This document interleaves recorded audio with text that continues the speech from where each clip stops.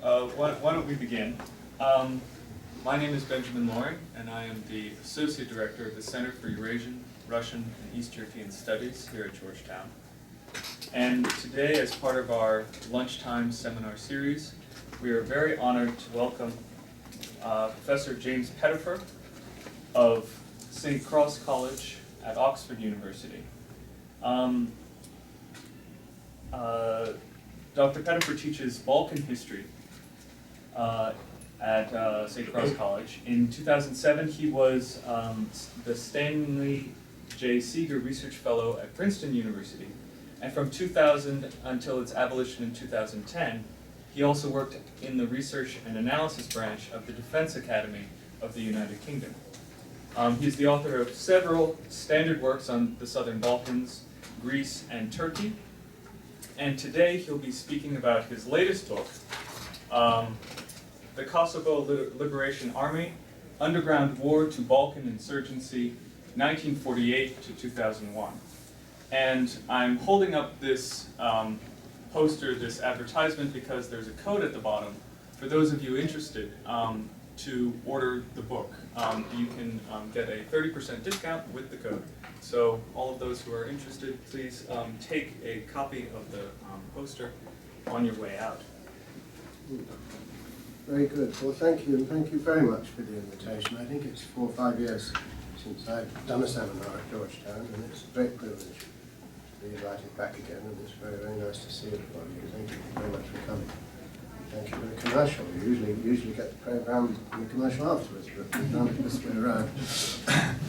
But what I plan to do is just talk informally, really, half an hour about the genesis of this book, because I know everybody does not have necessarily a very specialised interest in Kosovo or the Southern Balkans, but although I know equally looking around this room there is great expertise in this room. But and I shan't talk too long. But I want to try to open up thinking a little bit about the issue of basically writing contemporary history and what that is and what that means. Because it's an issue which affects many, many subjects, not anything necessarily to do with Southeast Europe exclusively. It is important, I think, in Southeast Europe because obviously between 1990 and 2000, 2001, we had devastating conflicts that resulted in the deaths of thousands and thousands of people, and these are going to be matters of major interest to historians for the foreseeable long-term future. I would next like to say something about my own starting point. I've always combined academic life with certain types of other writing. I was involved as an onlooker in the Kosovo War, mostly writing analytical pieces for the Times and Sunday Times newspaper in the UK, but also sometimes for the Wall Street Journal, and sometimes for the Scotsman and other publications. So in that sense, if we want to put it in terms of classical models of historiography, I was working and am working within the Thucydides problematic of the onlooker who's seen what I regarded as a just war to defend human rights and democracy, which you then write up what happened afterwards, which a war in which in a certain sense, even as an onlooker, you count as a participant. And one of the questions I think all contemporary historians have to face is how far the traditional problematic from after all 5th century Athens is still relevant to this kind of writing. The argument in favour of it, which impressed me, and also someone I knew personally, although I was not taught by, was C.M. Woodhouse, the English historian of the Greek Civil War, who wrote several books on the war over a period of 20 to 30 years, from 1948 onwards. His first book was written when the war was still going on, and the last book was written not long before his death. But he was himself a classicist, a very prominent classical philosophy scholar, who fought as a British liaison officer with the Alaska guerrillas in World War II in Greece, in the mountains. And his books, in a way, were a paradigm to which one had to make an assessment. Are you going to write like this, or with the same assumptions, or are you going to write in a different way? The next question I think we need to try to think about as a general issue, and this again is particularly I think for students amongst you and younger people, is how much historians, what they mean when they talk about contemporary history. Because, for instance, in Britain at the moment, there's a plethora of books come out about the Second World War. Some of them very good, I think, like Max Hastings' book, Anthony Beevor's books. I think, I saw an interview with Hastings about his book, because he won a prize with it, and he said that he thought he wasn't writing contemporary history because of the distance in time now between the Second World War. I thought, thinking of this, I'm not sure I would agree with this. My father, for instance, only died fairly recently. He was a participant for 6 years in the Second World War, and I was brought up in our house in an atmosphere saturated by his experiences. And so for me, it is almost contemporary history as his son. And so I think contemporary history actually goes back rather farther than one might think. Another traditional definition, which I think has affected the historiography of the American Civil War a lot, is a question of all living memory. In other words, contemporary history is where you have people who can remember through personal experience the events. But again, family history, I think, transcends that. When I was at Princeton, I was living in an area which was predominantly, the street I lived in was the majority of black people, most of whom had been there for a very long time. And one of my neighbours was a very elderly lady called Emma, who was 93, and she remembered very clearly, she had a very good mind still, and she remembered her grandma who'd been born into slavery.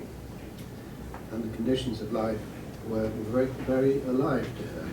So I think there you're talking about a reach back to, what, 1860 perhaps.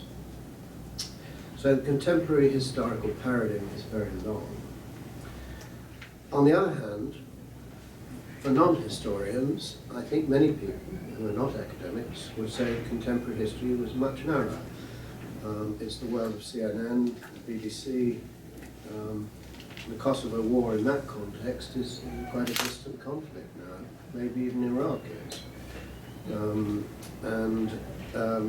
There is an enormous amount of information now available to people who are not professional historians or who are not specialized students of the subject. So these are the general, if you like, theoretical issues which I think one needs to think about. I still believe, I suppose you might think, well, he would say that, wouldn't he, after spending 7 years writing a book, but I still believe in the problematic, really, of the Thucydidean observer, because there is nothing wrong with bearing witness to major historical events. Many, many historians have done this. And some of them have done so well, others have done so adequately, and some have done so very badly. But the fact that they were personally involved does not generate good or bad books. All it does is just generate information.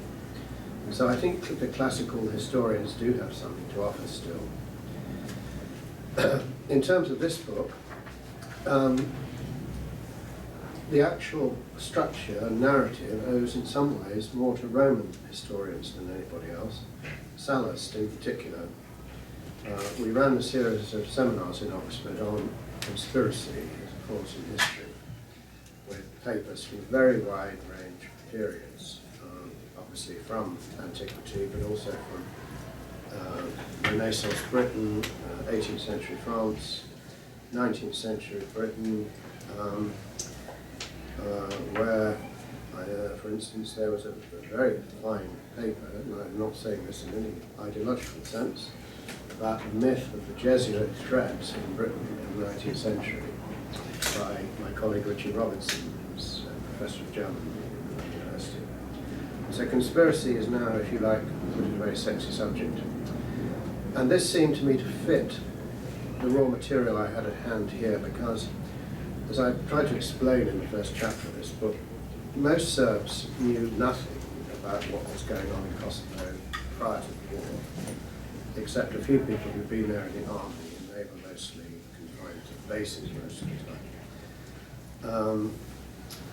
So they saw the outbreak of war in the classical paradigm for conspiracy as a way to explain otherwise incomprehensible, unconnected events. And this, of course, if you look at Sallust's work, particularly I think in terms of Roman history, the Yugoslavia war and conspiracy of Cataline, I think works very like that. Because the Romans at that time, most of the Roman citizens had no concept of how one might try and overthrow an emperor. The same way that the Serbs had no concept of how in modern Europe somebody might run a successful guerrilla war. And most of the book is taken up with trying to explain the conspiracy and why it worked, how it did, and whether, in fact, it was a conspiracy at all. And this takes us, again, into the realm of, in the kind of Baltasarian sense, of state structures and ideology, because the war was originated by very small Marxist-Leninist groups living in exile in the political underground in Zurich, and Lucerne, a little bit of Geneva, and substantially in Aarau, in Schweiz, in Switzerland. And many of the characteristics of the classical conspiracy can be found in the modus operandi of these groups. They were living in the underground in a foreign country and trying to overthrow what they saw as a government that occupied their country. On the other hand, by the time the war ended, it was the KLA itself was a mass army of about 18,000 people. The original founders had long been overtaken by all kinds of other people who were fighting for the independence of Kosovo. And it's a paradigm illustration, really, of how when you have successful mass movements, it's impossible for the founders of the movements to control who joins. This is discussed often, I know, in terms of the history of religion as well. And so we found this.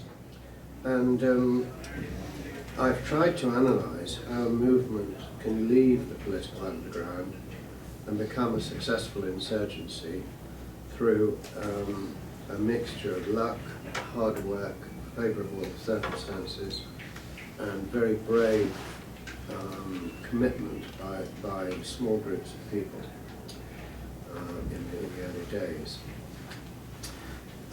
I've not gone too much into the international relations issues, and I have not really gone at all into the modus operandi of the Milosovic regime. Partly this is due to space and the amount of room the publisher gave me, but also it seemed to me there are some very good books around already, like Louis Sell's book on the modus operandi of how Milosovic worked. And there are also biographical studies, academic reports and so on. And I felt I had little new to add. There was also the problem of sources in Serbia, again, which I think is something whether those of you who were interested in Kosovo or not is worth thinking about, because I had a plethora of sources, both oral from my own research and written from biographical memoirs, archives on the Albanian side. But unfortunately, despite the overthrow of the Milosevic regime, contemporary history, I mean particularly military history, is not a very happy field still in Serbia. And many archives are not open, and the material in archives which are open is often not available widely, and there are all kinds of problems. I was also very fortunate in my work in the Moscow archives, because my closest collaborator there was a very high up ex-KGB official who had contacts and could open doors. And some of this work goes right back to the time of Boris Yeltsin, before Putin had arrived on the scene. I have not tried to work there recently, but I have colleagues who have, and all their evidence suggests anecdotal and practical level, that the Russian archives now are far, far more difficult for Western historians than they were, say, 5, 7, 10 years ago. So these are some of the constraints. Other archives are wonderful. Switzerland, in particular, was the foundation of the book. Without people and paper in Zurich, I would not have been able to write the book. And some efforts are being made in Pristina now to establish modern archives in Kosovo. And this is obviously very much, I think, should be welcomed by everybody. But resources are limited, and there's also, of course, we're still in some ways, I think, very much a post-war society in Kosovo. There's intense political controversy about a lot of the documentation and material, so you can't really be sure what you're seeing is in fact more than the percentage of what there really is. The final point I'd like to make concerns the nature of the narrative itself. There are many ways you can try to write the history of civil wars. I would refer you, if you don't believe me, to your own historiography of the American conflict or of the War of Independence. It can be written through the life of an individual soldier. It can be written through formal relationships between very hierarchically structured big armies. It can be written through women's experiences, through families, many, many ways. This book is very much in a way a technical insurgency study. I think some reviewers, if it gets reviewed, which is not always easy with Kosovo books, some reviewers will probably feel some of the people are missing, and there's rather a lot of theory, and there's rather a lot of acronyms of tiny organizations which only have 15 members and which don't exist anymore. Well, that is a fair comment, and I wouldn't mind anyone saying that. My defense would be, and I suppose I'm of the generation of people who knew communist societies. Well, I was a postgrad student in East Germany. I went frequently to Eastern Europe, not much to Russia. Marxism was thoroughly permeating the university air when I was a young man. These organizations now are seen as rather like fossils on a beach. Well, maybe they were less important than many people thought, but in this particular story, they were very important.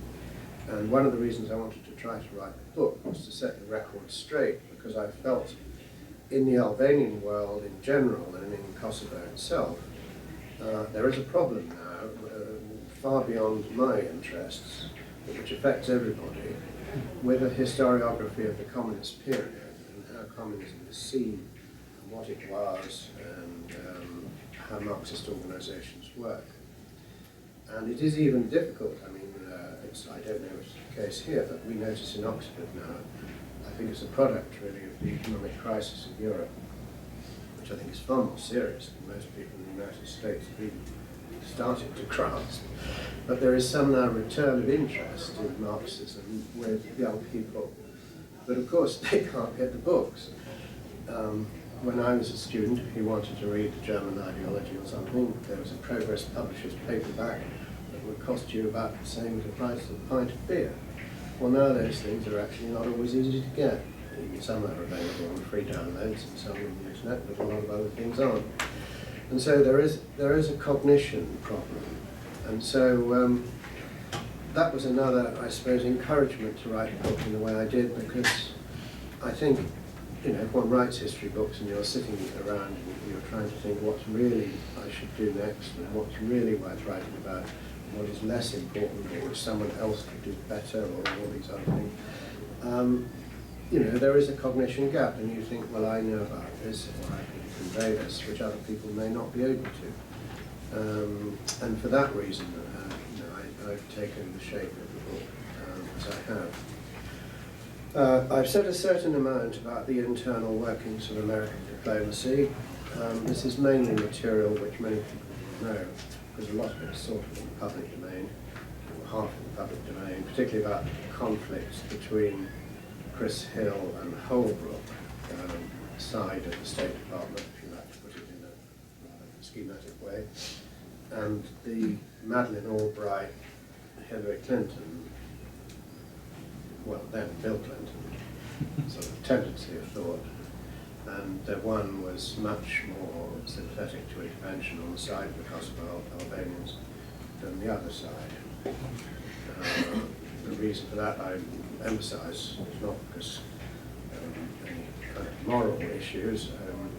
I had a very friendly relationship with Mr. Holbrook and corresponded with him quite a long time after he left the Balkans, but it was very clear, I think, he felt the Kosovo War and intervention would be a threat to his Bosnian settlement, which he saw as a very considerable achievement for American diplomacy, which is a very understandable and reasonable point of view. The Hill position, I have been a little bit, perhaps, I don't know what Mr. Hill might feel if he looks at my book, but he may not feel all that happy because I have been rather critical, I think, particularly some of his presuppositions. I, again, haven't had the space I would have liked to go into some things because I learnt a great deal from reading Madeleine Albright's books, and I think she is underestimated, whatever people think of diplomacy. I think she's underestimated as an author and political thinker, and I have tried to convey that view, not putting it quite like that, but I learned really more from her writings than most other American diplomats. On issues since, I have devoted a chapter and a half to the Macedonian conflict because I thought I should do that because it grew very directly from pressure and from the end of the Kosovo War and from the reversal of IC policy with the arrival of the Bush administration. And it's rather schematic and it's not as full as I would have liked, but I thought it was necessary to have it because so many of the same political actors were involved in both conflicts.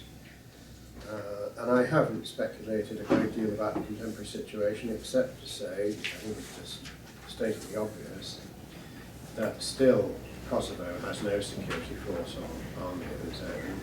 It depends on international presence for that. The international presence in NATO has been declining rapidly in the last 5 years, to the point where I think, leaving aside anything to do with the Serbs, it would be very difficult to control major civil disorder now if you had a repeat of the rioting of 2003, 2004.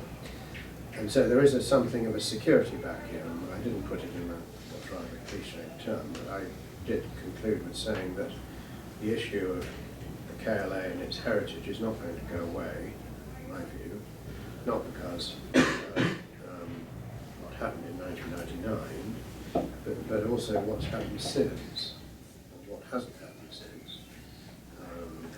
Obviously all normal states, normal independent states, with the exception of Costa Rica and Monaco, can have some kind of security force, defence force of some kind.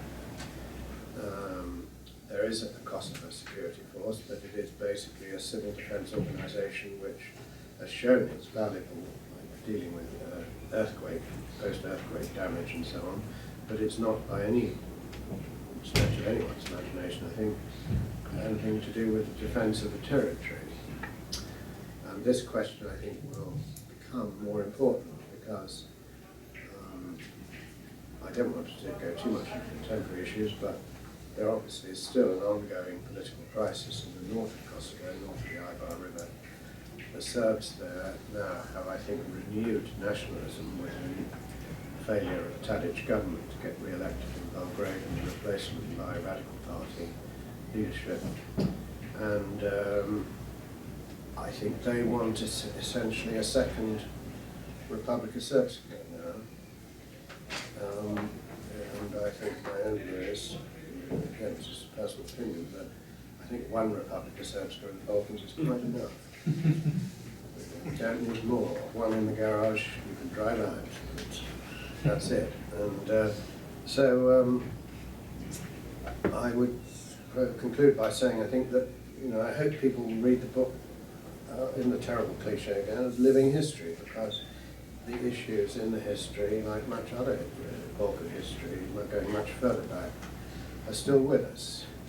People can have different opinions on the Atasari plan, but there are no precedents in any Balkan history I'm aware of, or anywhere else, for where you have a plan that's designed to solve conflict on a short-term basis, which Atasari himself has said repeatedly was what he was told to do, which is then being used many, many years afterwards to freeze political developments in the region. That there is no known example of success. You could say the people who tried hardest in that direction were in fact the Soviet Union very often when it existed. Things like Berlin issues and so on, if you want to go back a bit. So these issues are open, and I hope my book will contribute to improving the understanding of them. I hope it won't be put in a ghetto of obscure Balkan studies and no one takes a notice of it. Thank you.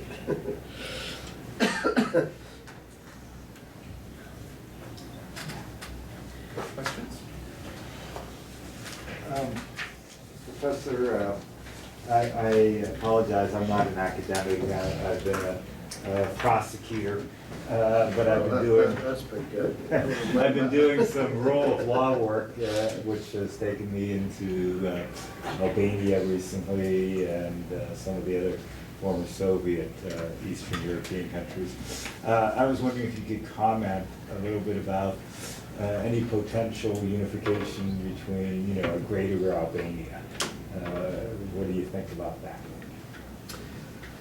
Well, the standard answer in the international community, which I share about sort of 70% of, is that if Kosovo becomes a failed state, or statelet, and the Atasari plan fails to produce anything functional, then the Albanians will go for unification. That is true at a sort of state relationship level, I think. Where I don't buy it completely is I think that 30% of the unification is already happening, because there is a free trade zone, and of course they're both small countries and they both use a language that no one else in the region uses. So if you're like, I had met a boss recently at Procter & Gamble for Southeast Europe by chance on a plane, and he was just opening up their big, actually encouraging a nice big new investment in Albania. And I asked him how they were doing it, and it's of course all being done from one place. If you're a multinational manager sitting in Cincinnati, in his case, where you've got a language group of 9 million people, which has borders with a free trade zone, so you put your stuff in a lorry and it just comes off the other end. Well, you're not going to have 3 headquarters or 2 headquarters, you're going to have one. And this multinational investment and the integration of things like banking, insurance, particularly insurance industry, is cross-border now in the Albanian world. And so this integration at that level has already happened. You can, obviously you have to have a slightly different car insurance policy, say in Kosovo and in Albania, but you buy it from the same company with the same, more or less the same legal framework. And so I think that at an economic level, unification is going ahead and people want it.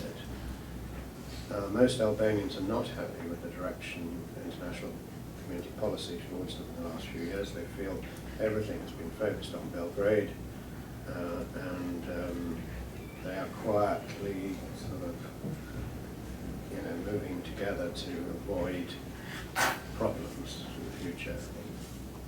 And that's the way things will go. It will be very difficult soon to disentangle those relationships. Do you think there's any reason to disentangle them? No, I don't. And of course now there's enormous motorways being built right through northern Albania to Kosovo, which cuts the journey time to 4 hours from 10. And it's a very pleasant journey. You can drive from here to Princeton or something. Compared to what it used to be like, that, all our understanding of the role of roads, particularly in Balkan history, going right back to Roman antiquity, if you build a major new road, you change civilization. And roads have their politics as well as their economics. But I don't think the political elite in Kosovo wants unification, because they, after all, I mean, as I tried to show, they fought through hell to get what they've got. And they've got their little show on the road, and they don't always get on that well. Tirana about a lot of things politically. And also having a president, which is, I'm afraid we're taking a rather partisan viewpoint in this university, but having President Berisha in charge in Tirana does not always help rational relationships politically, my opinion. Then, you know, they won't be going to the UN and saying, can we join up? Events will move along at ground level. Sorry, that was a rather long answer. I'm sorry, I'm talking too much. Really.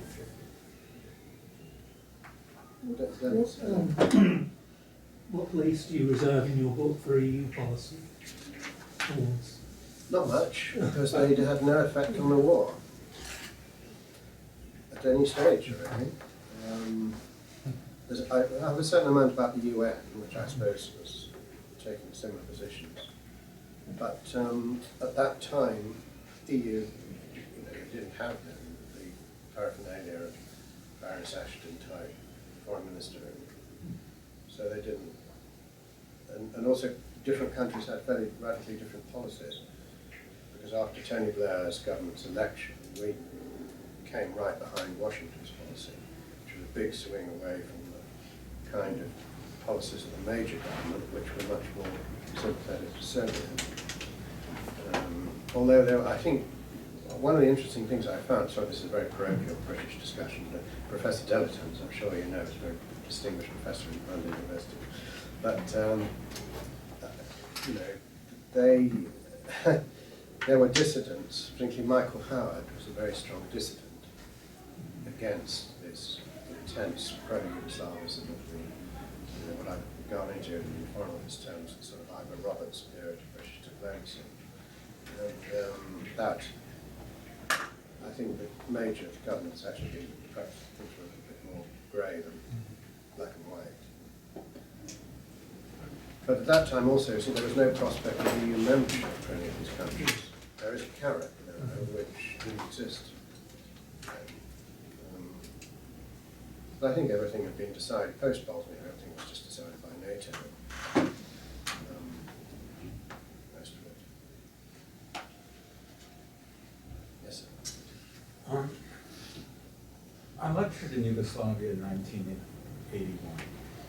Yeah, about a year after Tito died. You could tell some apprehension of the country altogether. But nothing prepared me for the savagery of the conflicts that erupted. And one question I've had, this will be beyond Kosovo questions for journalists to teach all. Why was this so much worse? You had the Velvet Divorce in Czechoslovakia, break up of the Soviet Union with some conflicts internally, very low, Nagorno-Karabakh, Chechnya, nothing. But Yugoslavia, what was the transmission? It couldn't have been the educational system, or was it? For these animosities to endure, because you're dealing with generations that would have tried to develop a common Yugoslav identity, which just failed utterly. Well, they didn't though, did they? That's the problem. And, you know, revenge played a big part, I think, particularly in issues where, in the original, where the war was originally started, in the northwest, in the Crimea and places like that, there were major issues dating back to the Second World War: human rights, judicial issues, land issues. And you had large groups in all these countries. I think Paul Hockenhuss's book is quite good on the role of diasporas in the Balkan Wars. You had large groups everywhere, many of them in the United States, very aggrieved exiles with issues about their families, which only went back, after all, 30, 40 years, in 1990. And they felt dispossessed, a lot of them. I mean, I have, my star pupil at the moment is from a Croatian American family, and they had to go into exile after 1945. And her family, I think, are not that political compared to some, but I mean, there were major issues about property, and they felt things that belonged to them had been stolen. And when communism began to break up, there was a chance to get it back. And if that meant, you know, like Tombstone, Arizona in 1860, you went round with a gun. That was just how it was. And it was a society where you could change very quickly. I remember being told by a hunting club I knew slightly in Kosovo, Serbs as well. So we're not hunting bear or wolves anymore, we're going to hunt Albanians now. And that's put it all in one sentence.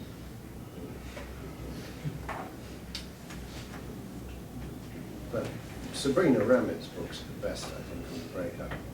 Susan Woodward's okay, but she's a bit, I think she's a bit soft on some State Department positions, but Sabrina Ramit is the best guide if you can read a big book. Three Yugoslavias particularly is a brilliant book. What were you teaching in? No, it was a USIA lecture tour. Oh, right. And so I had a few days there. And Yeah. I said, I was genuinely surprised. I did not pick up anything. A breakup fine, but it's the intensity and it's the savagery. I did not anticipate based on my Yeah. conversations. Well, the economy was pretty good then. So in the early 80s, there was money around and progress, and what seemed to be modernity was coming. Travel restrictions were being lifted. So if your son or daughter hadn't got a job, it was much easier to get a job abroad. And there was a feeling of liberalism, and like in Pristina and Kosovo, you had big demonstrations in '81 for reform and for a Kosovo Republic. And those were not violently repressed to the degree that Milosovic did later on. You know, so people had a hope of improvement, I think, when you were there. But if you had to choose a year, actually, that year, between about 79 and 82, is probably about, I don't know what Dennis would agree, but I mean, about as good as you get, isn't it? Probably. Yes? You've kind of indicated this point about the access to research materials and archives. You apparently had enough to do your work. I was thinking that perhaps there needs to be some kind of concerted effort to keep the resources and archives and resources available. Because if it isn't done in the near future, a lot can be lost. I was wondering what your thoughts are on that. Well, yes, I think everybody in my job, every journalist too, everybody would agree with that. But the problem is governments are it's a very sensitive subject, history in a lot of places, and you see that in Britain with the restrictions. And this country's a bit better. Well, I don't know if perfect, but I mean, it's only very recently in Britain, people have been given essentially the right to access government information, and a lot of material is still held back, going back long before the 30-year limit on some things. So democracies, it's not just sort of unsatisfactory governments, but it is a problem. And I think there's also a second problem, which is new in the last 10, 15 years, of the relationship of electronic sources to history, because when the internet got going and when emails and everything, the assumption would be, with a lot of governments, I think, that a lot of record, it wasn't necessary to keep a lot of records because some of these material was all out there in cyberspace and anyone who wanted to could read it. Well, this hasn't proved to be the case. I mean, as recently, say, as between about 1990 and 95, there's been a disappearance of very major amounts of material, particularly in Skopje, Albania, because governments don't have the resources to keep huge newspaper archives and so on, like the UK and US government does. And so, things just aren't kept. And the argument governments often use is, well, all this is on the internet. Well, it's not actually. And so there are issues which go beyond this particular region. And armies, I think, have got bad lately. I think the colleagues who work as purely as military historians, a lot of post-Cold War armies have got very, very secretive recently. In a way that particularly, most Western armies used not to be. And there's a whole kind of negative, there's not good vibrations on a lot of armies.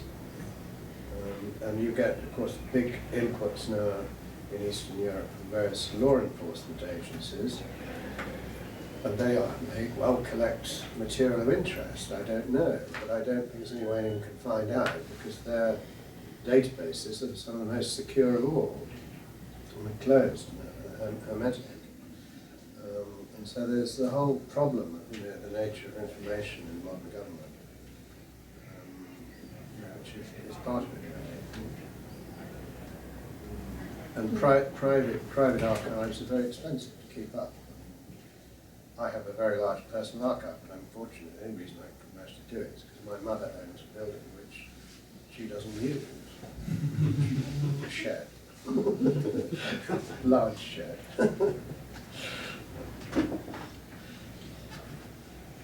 Yes, at the back. Thank you. From what I heard, it sounds that the KLA legacy is mostly political. From what I heard from you, at least, because it hasn't transformed into something very clear. And I'm wondering how you see that in terms of some individual or small group movements within Kosovo creating the concept of Kosovo nation. Well, this is, I've tried to discuss in the middle book. I mean, there is quite a bit of proper research being done on what happened with the demobilization of KLA. There's a very good German study published in Bonn, which is also available in English. Of the 18,000 people who were in uniform in a formal sense at the KLA, most of them went back to their previous occupations. If they were a farmer, they went back to being a farmer. If they were a driver, they went back to being a driver, and so on. And they were helped in that process by the IOM Demobilization Fund. And so there was a very sensible effort. But I mean, in history, any period you like, look at demobilizing armies is never easy. And you've got, we had this country, Vietnam problems with some soldiers and so on. There are people who would like the war to carry on for psychological reasons. Those people, on the whole, I think, have gone into crime, or areas of the grey economy where they may not be actually criminal, but committing criminal acts, but where they're part of a kind of subculture of criminality. And there are also people who are bored with life, they're unemployed, and the idea of being a revolutionary soldier for the nation, is attractive. And there's a large literature in this country on that after the Civil War, in imaginative literature as well.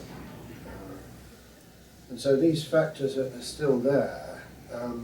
The problem is not, I think, formal armies. It's not people sitting around the Pristina now saying, let's restart another KLA. The problem is random issues which could lead to social conflict in one perhaps a very small area, like happened in 2003 war in Mitrovica, which then explode. And that's nothing to do with people in the army, they're thinking in military terms, it's to do with social conflict, ethnic conflict on the ground.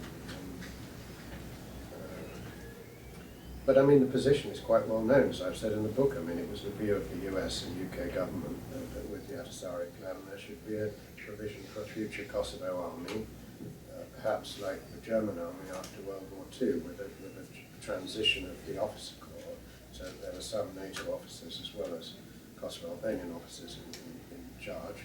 And then gradually, after a while, like in Germany, with the Bundeswehr, that would disappear. But this was vetoed by the Europeans in Brussels, who said that the Serbs would never sign up to it. which was true, but I mean, that wasn't necessarily a reason not to do it.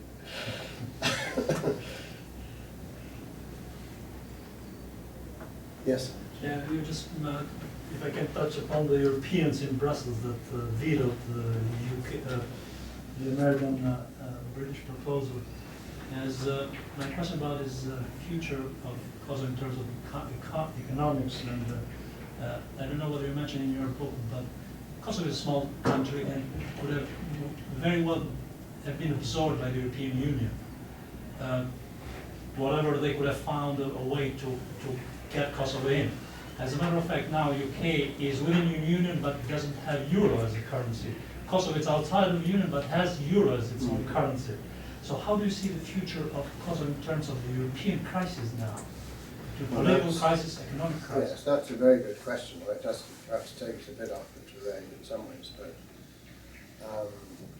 yes, I mean, I think I wrote at the time, I thought that having the euro without a local currency was a mistake. I've recently published a short book on the Greek crisis. Sorry, another commercial, but called The Making of the Greek Crisis.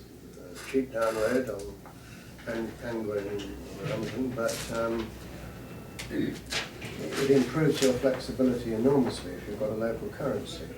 And places like Hungary, which were in real trouble financially, now look, you know, work their way out of it, and having a local currency was vital.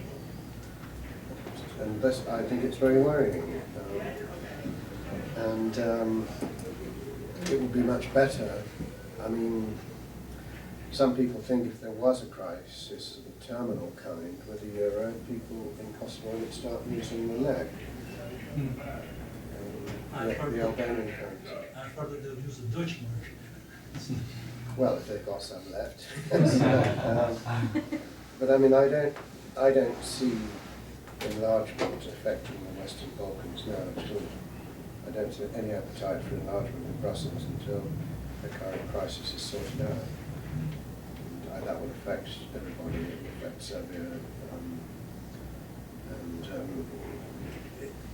The countries that are joining are in very great difficulty. I recently returned from the lecture date in Croatia, and I was surprised at the pessimism about joining Europe. And this was a very prosperous part of the country, Dubrovnik. There, somebody said to me, an economist in Zagreb, said, our debt curve now is exactly like Greece in 2006, which it was. He showed me on a chart. And so unless tourist numbers expand, then we're in trouble. So Europe is not the answer to the issues.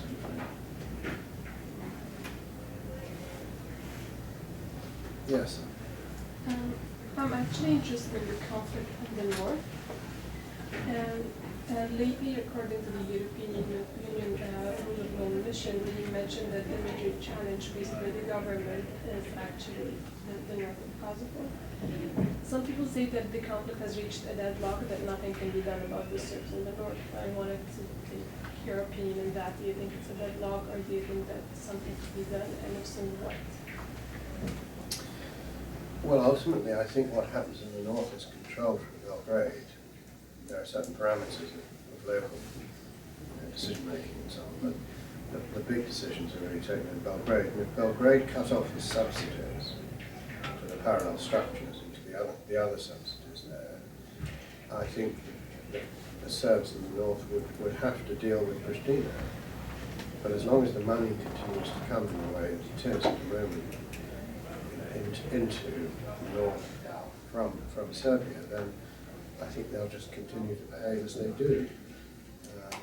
And the black market and the smuggling and the crime is all a product of the same process.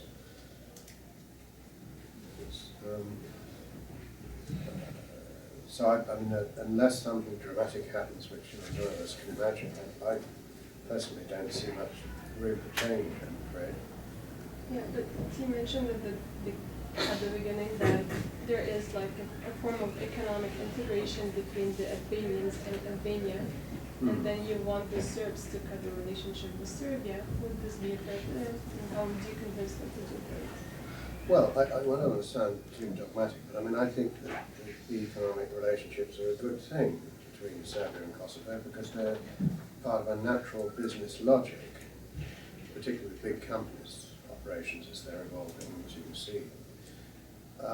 What's happening with Belgrade and northern Kosovo is subterranean financial operations to subsidize what amounts to illegality. And that's different, I think, from open business. And it's politics. You know, there are a lot of people in South Serbia who make a lot of money out of smoking and things. They don't want any change.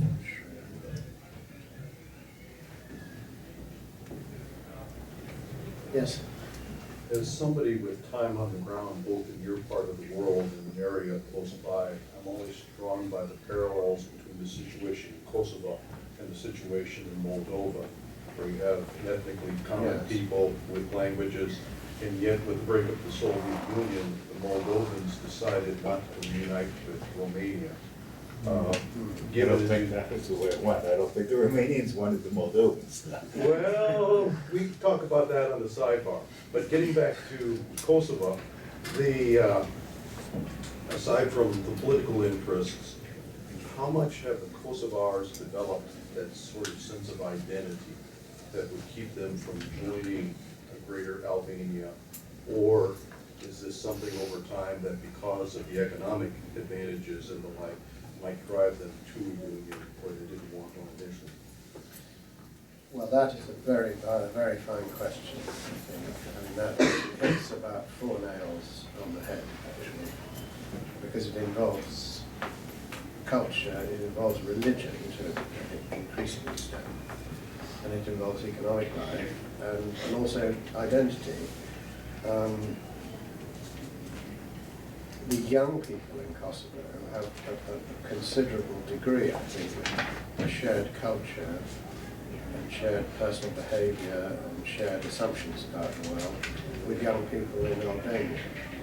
And it's not surprising because they listen to the same rock bands, they watch the same television and so on and so forth.